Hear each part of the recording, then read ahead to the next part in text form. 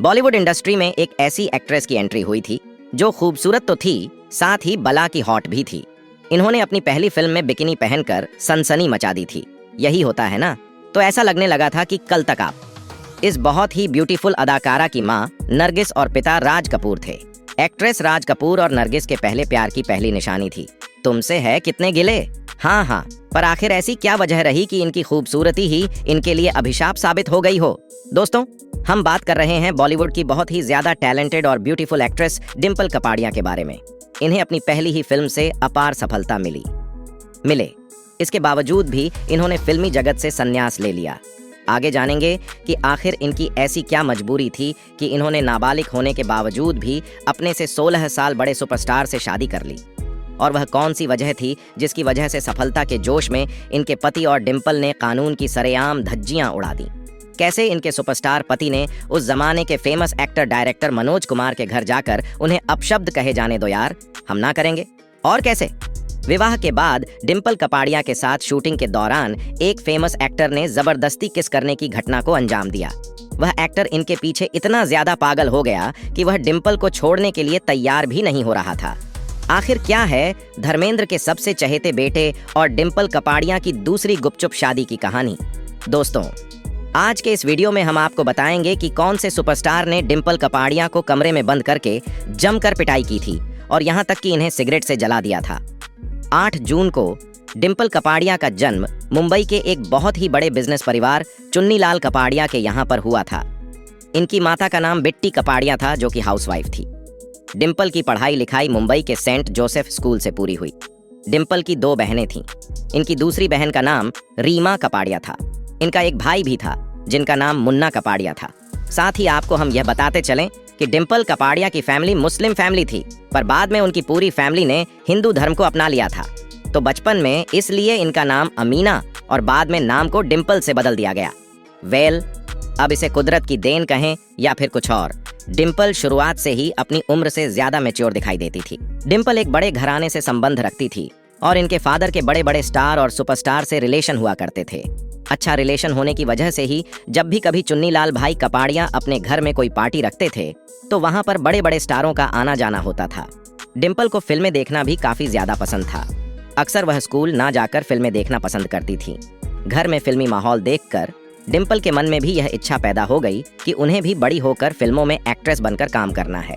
डिंपल के फादर भी उन्हें अपने सपने को पूरा करने के लिए पूरा सपोर्ट करते थे।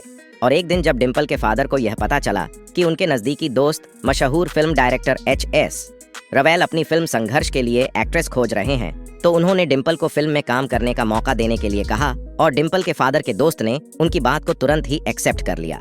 HS रवेल ने इसके बाद डिंपल कपाड़िया को ऑडिशन देने के लिए बुलाया। डिंपल कपाड़िया वैजयंती माला के बचपन के रोल के लिए ऑडिशन देने पहुंच गईं, पर वो रिजेक्ट हो गईं।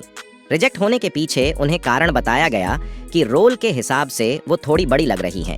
इसके बाद डिंपल के फादर चुन्नीलाल कपाड़िया ने यह सोच लिया कि वो अपनी बेटी को एक्ट्रेस बनाकर ही रहेंगे और फिर उन्होंने अपने सारे फिल्मी संबंधों को अप्रोच करना शुरू कर दिया।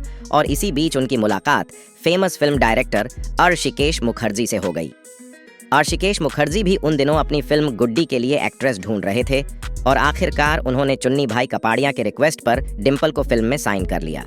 पर डिंपल को यह रोल जरा भी पसंद नहीं आया और उन्होंने इस फिल्म में काम करने से मना कर दिया। दरअसल डिंपल को अपने मन मुताबिक एक रोल की तलाश थी और यह रोल उन्हें अभी तक नहीं मिला था। जब डिंपल के स्कूल की पढ़ाई कंप्लीट हो गई तो उनकी सहेली ने उन्हें एक दिन एक न्यूज़पेपर दिखाया जिसमें famous film director showman Raj Kapoor अपनी फिल्म बॉबी के लिए एक नई हीरोइन को सर्च कर रहे थे, ऐसी एडवर्टाइजमेंट थी। उसके बाद अगले ही दिन डिंपल राज कपूर की फिल्म बॉबी के लिए ऑडिशन देने पहुंच गई और ऑडिशन में उन्हें रिजेक्ट कर दिया गया। इसके बाद वो अपने घर चली आईं और जब उन्हें पता चला कि उनके फादर और राज कपूर के बीच अच्छे संबंध हैं, तो डिंपल ने अपने फादर से राज कपूर से बात करने के लिए कहा। इसके बाद जब चुन्नीलाल भाई ने राज कपूर से डिंपल को बॉबी फिल्म में काम करने का मौका देने के लिए कहा तो राज कपूर तुरंत ही मान गए। 14 साल की डिंपल का चयन बॉबी फिल्म के लिए हो गया था। वैसे दोस्तों, हम आपको बता दें कि राज कपूर अब की बार अपनी फिल्म बॉबी के लिए एक एक कदम फूंक फूंक कर रख रहे थे, क्योंकि इसकी वजह थी कि उनकी पिछली 2 फिल्में बड़ी ही भयंकर तरीके से फ्लॉप हो गई थीं। राज कपूर साहब कर्ज में डूब गए थे। वैसे दोस्तों, यहाँ हम बताना चाहते हैं कि डिम्पल ने पहले कभी भी एक्टिंग नहीं की थी। इस बात को राज कपूर साहब भी अच्छी तरह से जानते थे। इसलिए उन्होंने डिम्पल को एडवाइस दी कि कल से तुम नरगिस की जितनी भी फिल्म है उन सभी फिल्मों को देखोगी ताकि तुम्हें उनकी एक्टिंग से कुछ सीखने को मिले। और डिम्पल ने ठीक ऐसा ही किया। उन्होंने नरगिस की कई फिल्में देखी हैं। डिम्पल का सामना जब पहली बार कैमरे से हुआ तो ये लगा ही नहीं कि डिम्पल पहली बार एक्टिंग कर रही है। जानकारों का ऐसा भी कहना है कि फिल्म की शूटिंग के दौरान डिम्पल और राज कपूर साहब के बेटे आर्शी कपूर दोनों एक दूसरे के प्रति अट्रैक्ट हो गए थे। इस किस्से के बारे में हम आगे बात करेंगे। वैसे बॉबी फिल्म जब पर्दे पर रिलीज हुई तो डिम्पल रातों रात स्टार बन गए। इस फिल्म के टिकट फटाफट देश भर में बिकने लगे। लोग गांव-गांव से बैलगाड़ी में बैठकर शहरों में बने सिनेमा घरों में फिल्म देखने के लिए आते थे। फिल्म के सफल हो जाने के बाद बड़े बड़े प्रोड्यूसर और डायरेक्टर डिम्पल के घर के बाहर उन्हें अपनी फिल्म में साइन करने के लिए लाइन लगाने लगे। और आपको यकीन नहीं होगा कि डिम्पल ने एक भी फिल्म साइन नहीं की। अब क्यों इन्होंने फिल्म साइन नहीं की, इस पर बात करते हैं। इधर बॉबी फिल्म की शूटिंग चल रही थी। तभी राज कपूर साहब ने एक पार्टी आयोजित की जिसमें बड़े बड़े सुपरस्टार को इनवाइट किया गया। राज कपूर साहब का अपना अलग तरीका था। वो अपनी फिल्म को सुर्खियों में लाने के लिए कुछ अलग ही करते थे। तब के समय में सुपरस्टार राजेश खन्ना का अलग ही स्टारडम था। उन्हें मुख्य गेस्ट के तौर पर इनवाइट किया गया था। यहीं पर पहली बार राजेश खन्ना की मुलाकात डिम्पल कपाड़िया से हुई और अगले ही दिन उनकी खबर अखबारों में भी जमकर छपी। राजेश खन्ना को सामने देखकर डिम्पल कपाड़िया उन्हें देखते ही रह गईं, क्योंकि राजेश खन्ना का स्टारडम ही ऐसा था कि उनके पीछे देश भर की लाखों लड़कियां दीवानी थीं। और इस सुपरस्टार को अपने सामने देखना डिम्पल कपाड़िया के लिए किसी सपने से कम नहीं था। कुछ दिनों के बाद गुजरात के चित्र लोक सिने सर्कल ने हिंदी सिनेमा के आर्टिस्ट को सम्मान देने का कार्यक्रम रखा था, जिसमें राजेश खन्ना को बुलाया गया था। और इत्तेफाक से जिस फ्लाइट से राजेश खन्ना मुंबई से अहमदाबाद समारोह में शामिल होने के लिए जा रहे थे, उसी फ्लाइट से डिम्पल कपाड़िया भी अहमदाबाद जा रही थीं। जब राजेश खन्ना फ्लाइट में चढ़े तो उन्हें डिम्पल के बगल में सीट खाली मिली और उन्होंने डिम्पल से कहा कि क्या मैं यहाँ पर बैठ सकता हूँ? तो तुरंत ही डिम्पल ने हाँ कह दिया। इसके बाद राजेश खन्ना ने कुछ भी नहीं कहा, पर दूसरी तरफ डिम्पल चाह रही थी कि राजेश खन्ना उनसे बात करें। और जब काफी देर तक राजेश खन्ना ने कुछ नहीं कहा तो डिम्पल ने हिम्मत करते हुए कहा कि क्या आप उसी समारोह में जा रहे हैं? तो इस पर राजेश खन्ना उर्फ काका ने हाँ में अपना सर हिलाया। इसके बाद नटखट डिम्पल ने कहा कि वहां पर तो बहुत भीड़ होगी, क्या आप मेरा हाथ पकड़ लोगे? तो काका ने कहा कि क्यों नहीं। इसके बाद तो दोनों की मुलाकात दोस्ती में बदल गई। राजेश खन्ना साहब को डिम्पल का नटखट अंदाज काफी ज्यादा पसंद आया। इसके बाद तो राजेश खन्ना जब देखो तब बॉबी फिल्म की शूटिंग के सेट पर पहुंच जाते और डिम्पल को अपने साथ लेकर चल देते। इस वजह से बॉबी फिल्म की शूटिंग अक्सर ही स्टॉप हो जाया करती थी और राज कपूर साहब को भी नुकसान हो रहा था। पर आखिर राजेश खन्ना के सामने कौन बोल सकता था? ऐसे में एक दिन राजेश खन्ना डिम्पल को लेकर समुद्र किनारे गए, जहां पर उन्होंने डिम्पल को शादी के लिए प्रपोज कर दिया। ये बात सुनते ही डिम्पल तो खुशी से झूम उठी। उन्हें लग रहा था कि लंबे समय से जो सपना वह देख रही थी आज वह सच हो गया, क्योंकि आज भारतीय सिनेमा का पहला सुपरस्टार अपने घुटनों पर बैठकर उन्हें शादी के लिए प्रपोज कर रहा है। राजेश खन्ना का प्रपोजल डिम्पल ने तुरंत ही एक्सेप्ट कर लिया। उसके बाद राजेश खन्ना ने डिम्पल का हाथ पकड़ा और उनके उंगलियों में पहनी हुई अंगूठी को निकालकर उसे समुद्र में फेंक दिया और फिर एक हीरे की अंगूठी डिम्पल कपाड़िया की उंगलियों में पहना दी। वैसे बता दें कि समुद्र में फेंकी हुई अंगूठी आर्शी कपूर ने डिम्पल कपाड़िया को दी थी। राजेश खन्ना ने जब डिम्पल को प्रपोज किया तब राजेश खन्ना की उम्र 31 साल थी और डिम्पल की उम्र 16 साल थी। ऐसे में डिम्पल नाबालिग थी, पर दोनों को इस बात से कोई फर्क नहीं पड़ता था। पर थोड़ी बहुत पारिवारिक नोकझोंक के बाद इस शादी के लिए सभी की सहमति मिल गई और डिम्पल और राजेश खन्ना की शादी 1973 में 27 मार्च को धूमधाम के साथ संपन्न हुई। दोस्तों, आपको बता दें कि डिम्पल कपाड़िया और राजेश खन्ना की शादी इन दोनों की मुलाकात होने के 2 हफ्ते के अंदर ही हो गई थी और अभी बॉबी फिल्म की शूटिंग पूरी नहीं हो पाई थी। शादी के बाद तो कई दिनों तक बॉबी फिल्म की शूटिंग रुकी रही, जिससे राज कपूर साहब बेहद परेशान हो गए थे। उसके बाद बड़ी मशक्कत करने के बाद दोबारा से फिल्म की शूटिंग शुरू हुई। तो ऐसे में अब हम फिल्म पर ही बात करते हैं। जब बॉबी पर्दे पर आई तो फिल्म ने तगड़ी सफलता हासिल की और डिम्पल इस फिल्म से युवा लोगों की धड़कन बन गई। बॉबी मूवी की सफलता से राज कपूर साहब कर्ज से बाहर आ गए, पर वह डिम्पल से काफी ज्यादा नाराज हो गए थे और इसलिए उन्होंने फिल्म के लॉन्च पर डिम्पल को बुलाया भी नहीं था।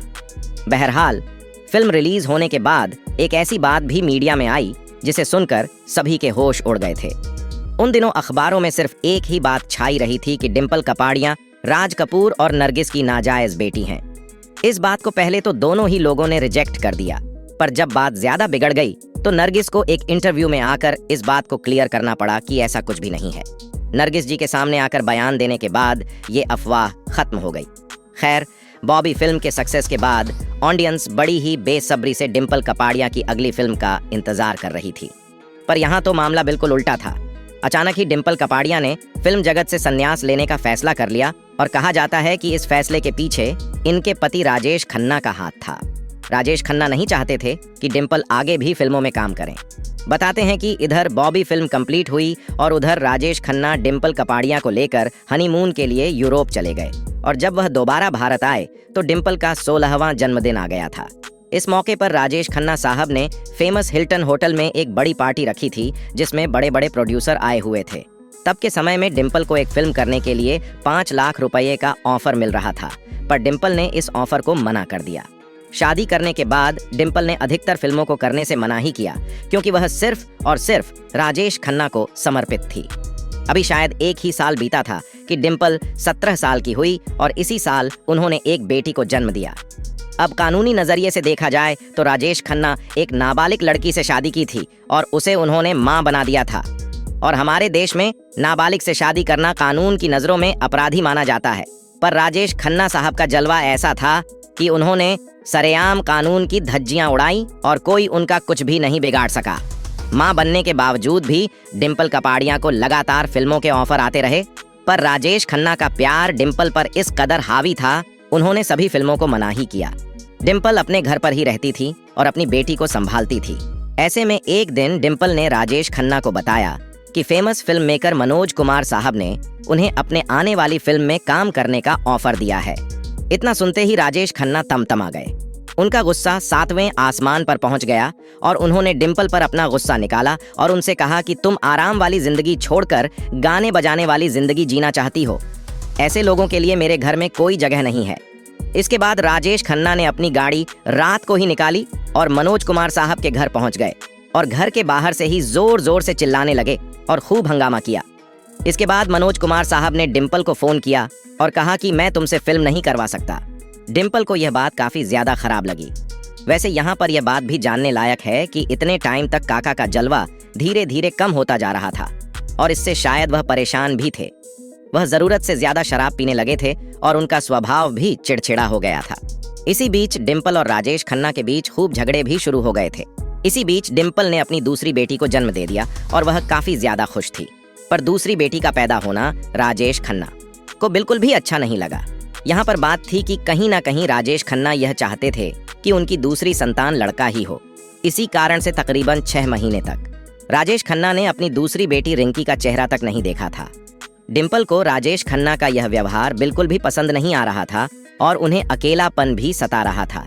ऐसे में एक दिन एक फिल्मी पत्रिका में यह खबर छपी कि सुपरस्टार राजेश खन्ना और डिम्पल कपाड़िया के बीच जबरदस्त झगड़ा हुआ है। पूरी खबर यह थी कि राजेश खन्ना ने डिम्पल की खूब पिटाई की है और यही नहीं, उन्होंने कई जगह उन्हें सिगरेट से जलाया भी है, पर डिम्पल ने इस पर कोई भी बयान नहीं दिया। अब ऐसे में इन खबरों में क्या सच्चाई थी, इसके बारे में कुछ नहीं कहा जा सकता है।